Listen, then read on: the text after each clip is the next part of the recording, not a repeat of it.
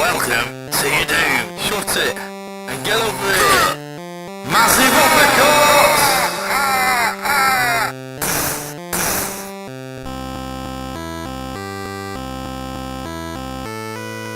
Hello and welcome to another edition of the Jam Show. Today I'm talking about the recently announced Game Gear Micro from Sega. If you don't know, the Game Gear Micro is going to be released in Japan. It's on October the 10th this year.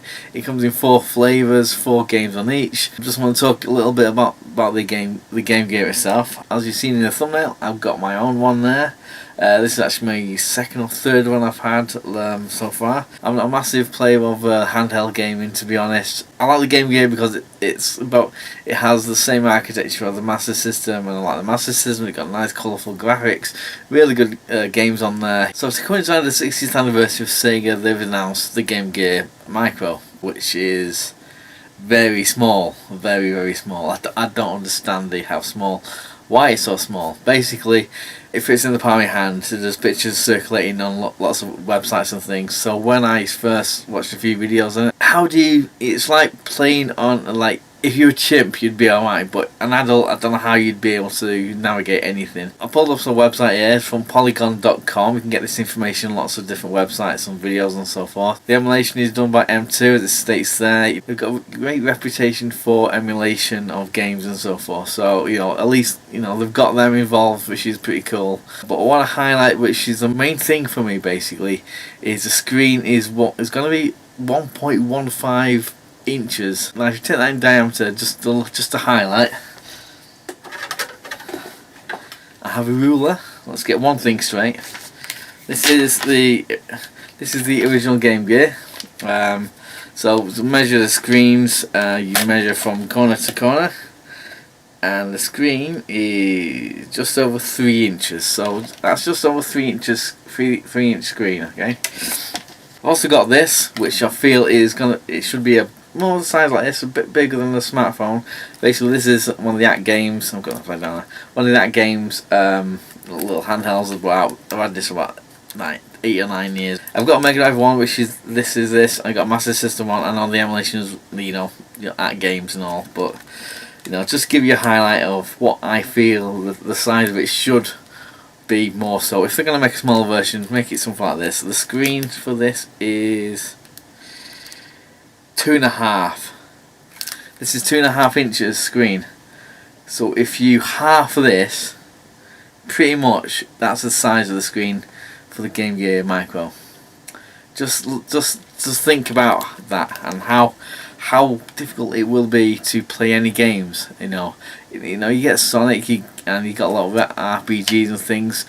How are you going to read text? While I was watching the videos, I thought of the visual gag in Zoolander with a phone, part of the film where Derek Zoolander opens up a really small flip phone. In this day and age with smartphones, the reason why the phones have got bigger is because you can go on the internet, and because they have to be that size to, in order for people to be able to navigate things and see the screen, basically what's on the thing. Obviously you can use tablets and things, but my point is, you can make the device as small as a pinhead, something ridiculous like that. The technology that we actually need, you can make it small as that. But what's the point if you can't see what you're doing? If you can't use it, what's the point? It renders the thing useless. You don't have to make it so small. Stop doing it wrong. This for me is the size I'd go for, more or less. Another problem is the price point as well. Again, this is only in Japan at the moment. It roughly translates, I think, each Game Gear Micro with 4 games on, all different games on each one, roughly equates to, I think, about £40 UK, $50 US. Just going to run through it. I'm going to get the black version, which is the same colour as obviously the original Game Gear. I know you could get different variants and things, but the main colour is black. Anyway, for this one you can get Sonic the Hedgehog, Puyo Puyo 2, At 1, and Royal Stone. Now there's a few games on there that I've scratching my head a little bit. I had to do a bit of research, but Royal Stone, it looks like an RPG to me. The light bluish colour. You get Sonic and Tails, Gunstar Heroes, Sylvan Tale, which is another RPG, and Baku Baku Animal, which I've watched a video on YouTube. It looks like a bizarre puzzle game, I don't know. Next we got a yellow one, which is, it's got Shining Force Gaiden, Shining Force Gaiden 2, Shining Force Gaiden Final Conflict, and Nazo Puyo Ali no Ru. Probably not how you say it, but that looks like a puzzle RPG kind of game. And you got the red one, which you've got Megami Tensei Gaiden Last Battle, which is probably not how you say the first bit of it. It's a role-playing game. You also got Megami Tensei Gaiden Last Bible Special, which I guess is a sequel. You got the GG Shinobi, which is a really good game. I've got that. And Columns.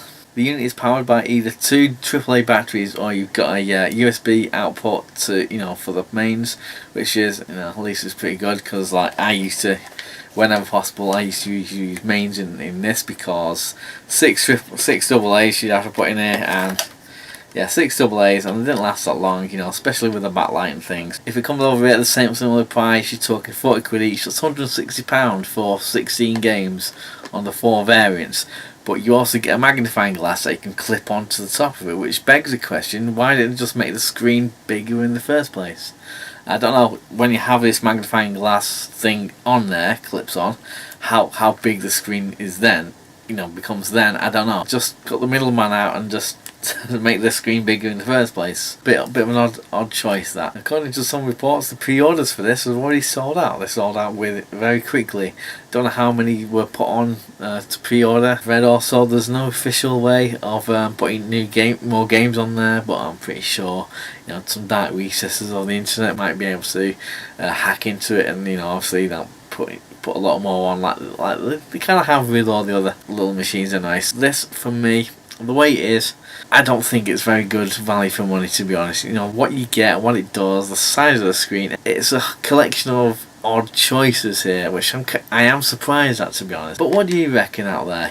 I just felt I had to make a video on it. If it came over into the UK, what games would you put on it? Or would you say, no, the screen kills it for me? How are you going to read text on it? I was going to say before as well, on this is the Mega Drive version. It's got a game called Crackdown on it, and if you know Crackdown, the sprites, the characters that you move around to defuse bombs and things, they're very small. So I'm struggling on this screen to see. Oh, is that me? What's happening? Is that a bomb? Is that a bullet? I can't see. Yeah, you've got a screen that's slightly less than half the size of this. Yes, I guess there's no shoot 'em ups on there where you require pinpoint accuracy and timing and things. You don't have to worry about all that, but at the same time you still need to be able to use it properly. So what do you think about this? Or what games would you put on there yourself, if it came over to the UK or the US? Just let me know down below in the comment section what your views on this. Would you get one? Would you get all of them if you could?